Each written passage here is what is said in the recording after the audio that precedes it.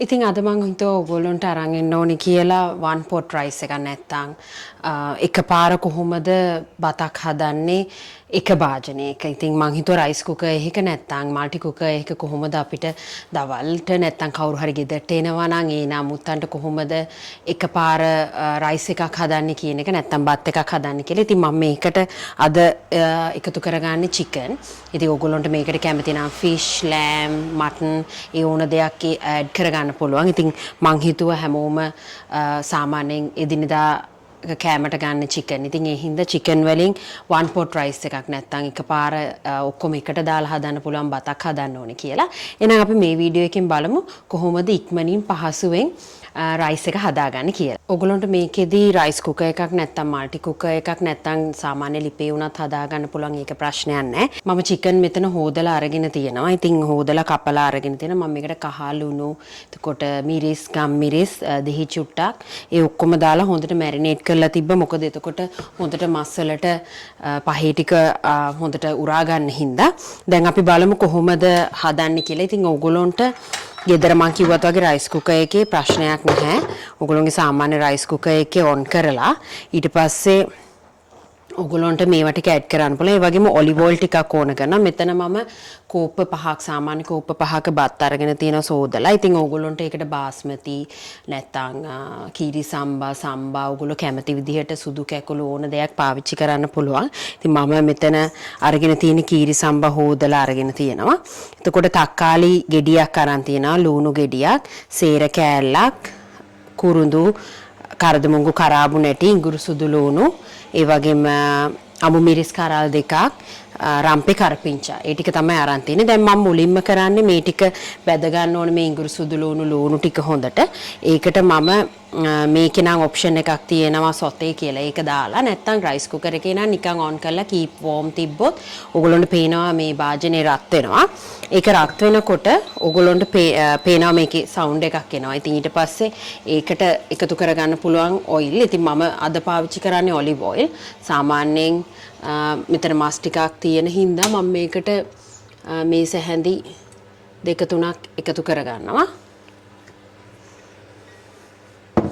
එකතු කරලා මම මෙතන වතුර ටිකක් තියාගන්නවා. ඕගොල්ලොන්ට කැමති නම් chicken stock උනත් පාවිච්චි කරන්න පුළුවන්. ඒකේ ප්‍රශ්නයක් නැහැ. නමුත් මම පාවිච්චි කරන්නේ වතුර. මේක දැන් හොඳට ටිකක් රත් වෙන්න දෙනවා. දැන් තෙල් ටික රත් වෙලා තියෙන්නේ. මම එතකොට ඒකට එකතු කරගන්නවා ඉඟුරු සුදු ලුණු ටික. ඒක හොඳට බැදෙන්න දෙනවා ඉස්සෙල්ලා.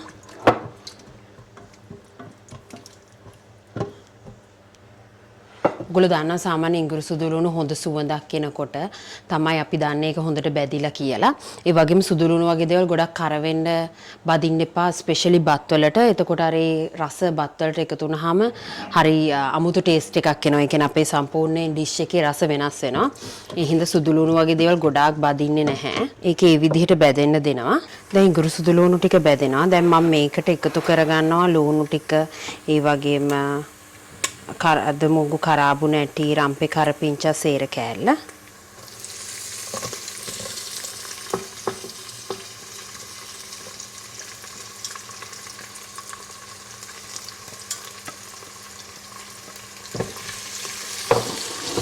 ඊට පස්සේ මම මේ ටික හොඳට මික්ස් කරගන්නවා.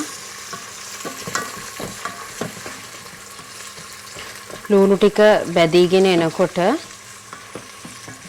අපිට පුළුවන් ඊට පස්සේ chicken ටික එකතු කරගන්න. දැන් මේක හොඳට බැදීගෙන එන්නේ. මම මේකට chicken ටික එකතු කරගන්නවා.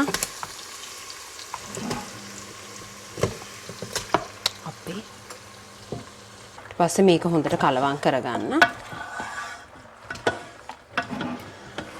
chicken ටිකේ අර ලුණු සුදු ලුණු ෆ්ලේවර් එක හොඳට එකතු වුණාට පස්සේ දැන් කරන්නේ තක්කාලි ටික උඩින් එකතු කරගන්න. ඒ වගේම අමු මිරිස් ටික. ඒ ටිකත් එකතු කරලා දැන් ඕගොල්ලන්ට පුළුවන් මේකෙදි හාල් ටික එකතු කරගන්න.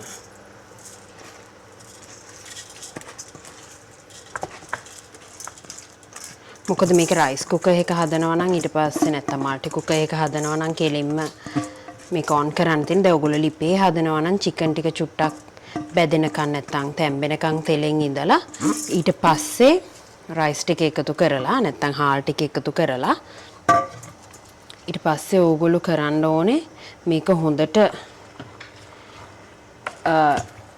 වැඩි ගින්දරේ හාල් ටික වතුර දාලා වැඩි ගින්දරේ ටික වෙලාවක් තියලා ඊට පස්සේ වහලා අඩු ගින්දරේ සාමාන්‍ය බතක් ඉදව ගන්න විදිහට ලිපේ තියාගන්න පුළුවන්.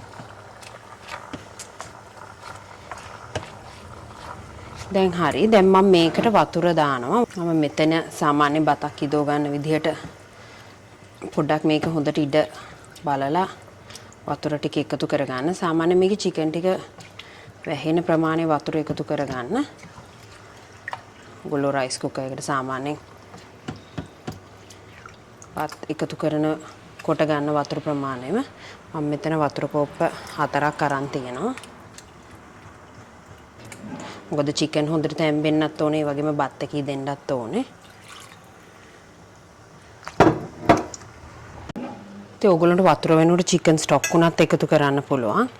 ඉතින් මේ වෙලාවේ ඔයගොල්ලන්ට චිකන් ස්ටොක් එක එකතු කරගන්න පුළුවන් වතුර පාවිච්චි කරන්නේ නැත්තම්. එතකොට තවත් වැඩි රසයක් එනවා. ඉතින් මම මේක සාමාන්‍ය ගෙදර පාවිච්චිට හින්දා අද වතුර තමයි පාවිච්චි කරන්නේ. ඊට පස්සේ ඔයගොල්ලන්ට මේක වහලා තියන්න පුළුවන්. මම යූස් කරන්නේ මාටි කුකර් එක අද.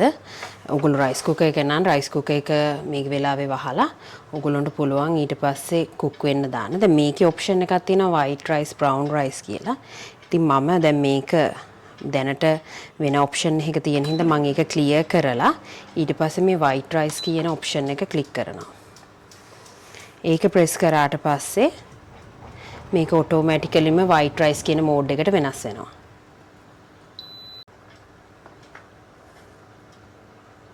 මේක දැන් සාමාන්‍ය white rice කියන ඔප්ෂන් එක තමයි මම මේකෙදී සිලෙක්ට් කරගත්තේ. ඉතින් ඒකෙදී මේකත් රයිස් කුකර් එකක් විදිහටත් මල්ටි කුකර් එක පාවිච්චිට ගන්න පුළුවන්. ඉතින් සාමාන්‍ය බත හැදෙන විදිහටම මේකේ හැදෙනවා. ඉතින් අපිට සැරින් සැරේ ඇවිල්ලා බලන්න දෙයක් නැහැ මස් තැම්බිලාද වතුර ඇතිද ඒ වගේ දේවල්. මොකද මේ වගේ එකක් පාවිච්චි කරාම මේ වගේ වාසියක් තියෙන අපිට තව වැඩක් මේ අතරතුර කරගන්න පුළුවන්.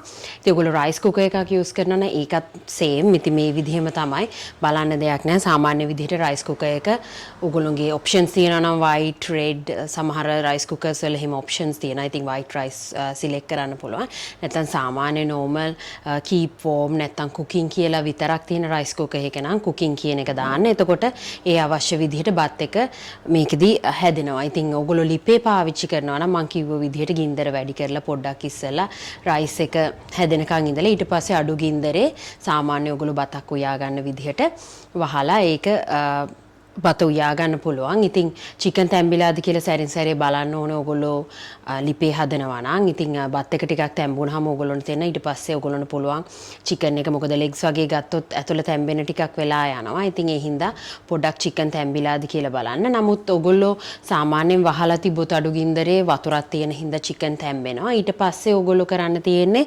ඔයගොල්ලොන්ට තව ටිකක් ලස්සනට රහට චිකන් ඕනේ නම් චිකන් එක ඊට පස්සේ බත් එක හදලා ඉවර වුණාට පස්සේ එළියට අරගෙන ඔයගොල්ලෝ පුළුවන් විනාඩි 10ක් 15ක් එක්ක පෑන් ෆ්‍රයි කරගන්න. නැත්නම් oven එකේ දාලා විනාඩි 10ක් විතර ගන්න. එතකොට අර රෝස් චිකන් විදිහට හදලා ගන්න පුළුවන්. ඊට පස්සේ ඔයගොල්ලෝ බත් එකට උඩින් චිකන් වෙනම සර්ව් කරන්නත් පුළුවන්. නැත්නම් සාමාන්‍යයෙන් මේක one pot rice එකක් විදිහට ඔයගොල්ලන්ට පුළුවන් මේක වෙනම චිකන් ගන්නේ නැතුව ඔක්කොම චිකන් ඔක්කොම එකට තියලත් සර්ව් කරන්න පුළුවන්.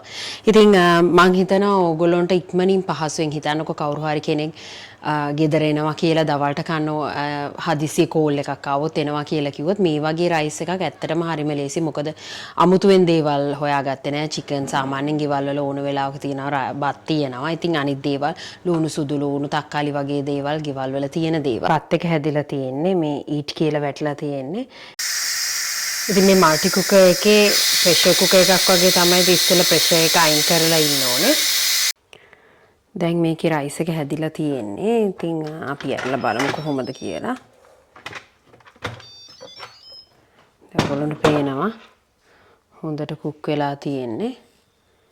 මේ හාල් අල්ලලා බලන්න පුළුවන් හොඳට කුක් වෙලා තියෙන. ඉතින් ඉතින් chicken සුදු පාට තියෙන ඕගොල්ලන්ට පුළුවන් පොඩ්ඩක් pan fry කරලා නැත්නම් bake කරලා ගන්න. ඉතින් මං හිතනවා ඕගොල්ලෝ මේ rice එකටත් කැමති වෙයි කියලා. ඉතින් ඉක්මනින් පහසුවෙන් අඩු වෙලාවකින් මහන්සි අඩුවෙන් හදා ගන්න පුළුවන් කෑම වේලක් තමයි මම අද ඕගොල්ලන්ට පෙන්නුවේ. එහෙනම් මං හිතනවා ඕගොල්ලෝ මේ වීඩියෝ එකටත් කැමති වෙයි කියලා. මොන හරි දෙයක් දැනගන්න තියෙනවා නම් කමෙන්ට් එකක් දාන්න. මගේ channel එක subscribe කරලා නැත්නම් subscribe කරන්න. අපි ඊළඟ වීඩියෝ එකේදී හම්බෙමු.